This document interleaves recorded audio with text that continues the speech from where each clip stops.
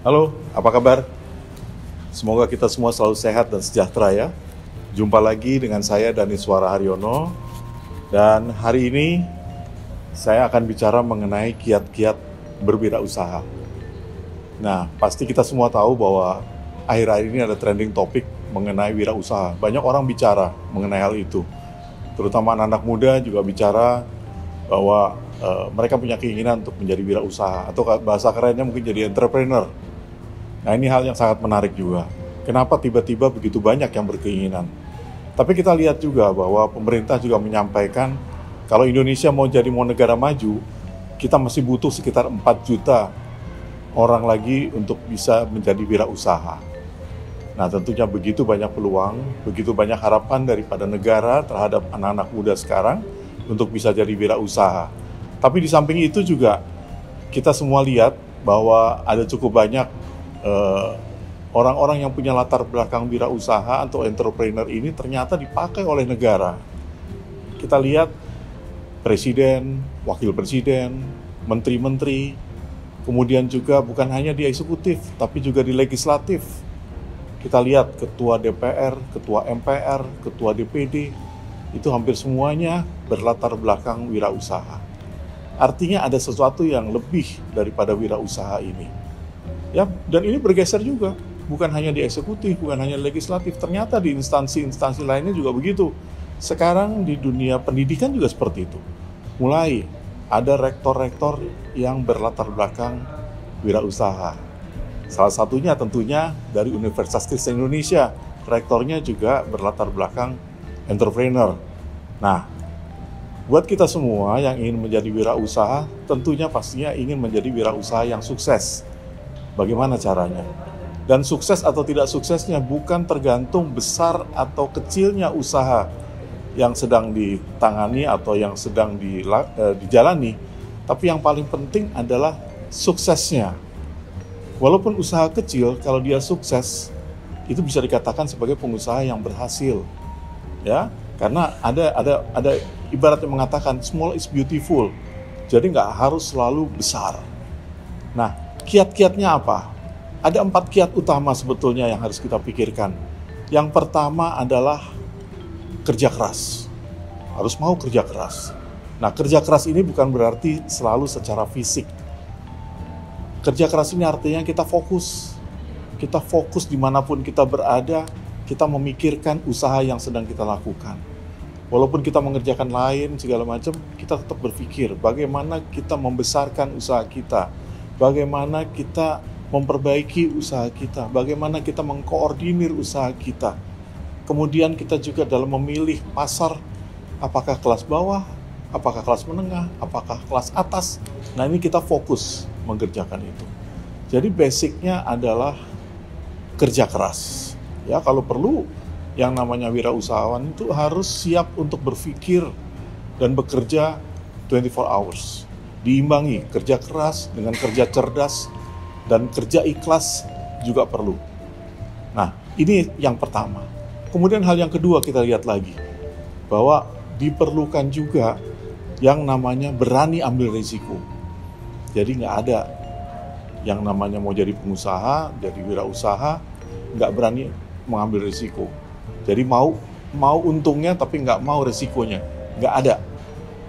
Ya, hanya memang kita mengenal yang namanya high risk, high profit, low risk, low profit. Nah, silakan memilih. Nah, sebetulnya nggak perlu ada kita ini sebagai wirausaha takut gagal. Gagal yang sesungguhnya itu nggak ada. Karena apa?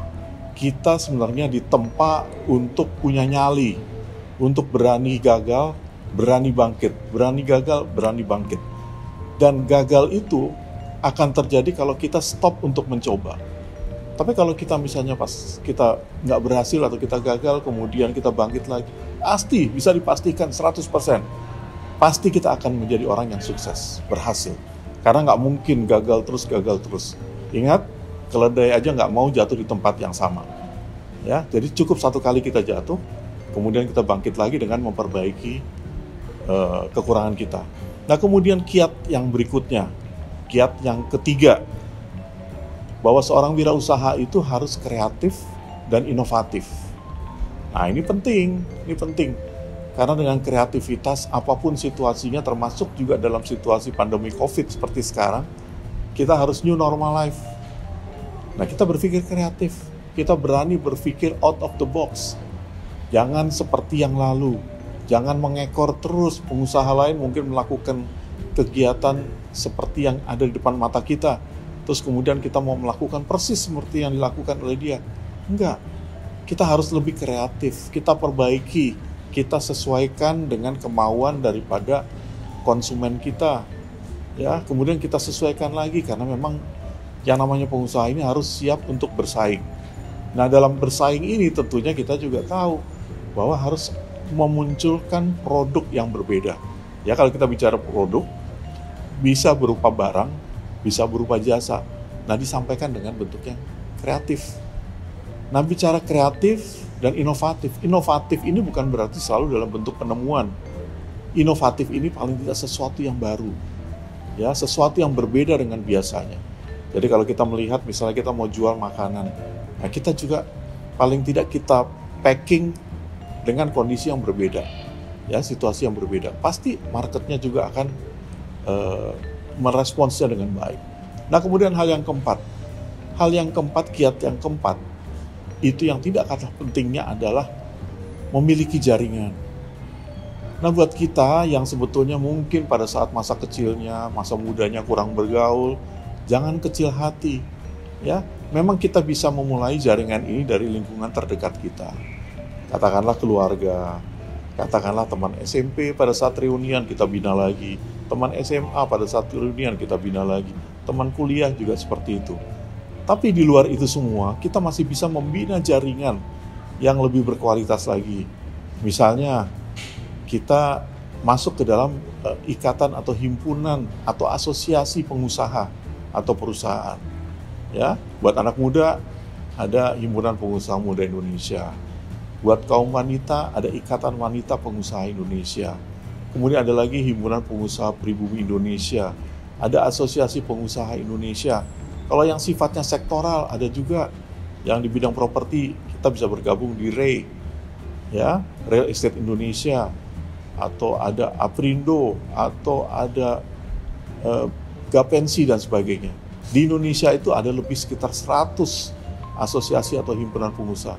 Kita bergaul di situ, kita masuk di situ. Karena ingat, wirausaha itu atau entrepreneur itu nggak mungkin hidup sendiri. Dia pasti butuh orang lain, baik sebagai mitra, baik sebagai konsumen, baik sebagai produsen.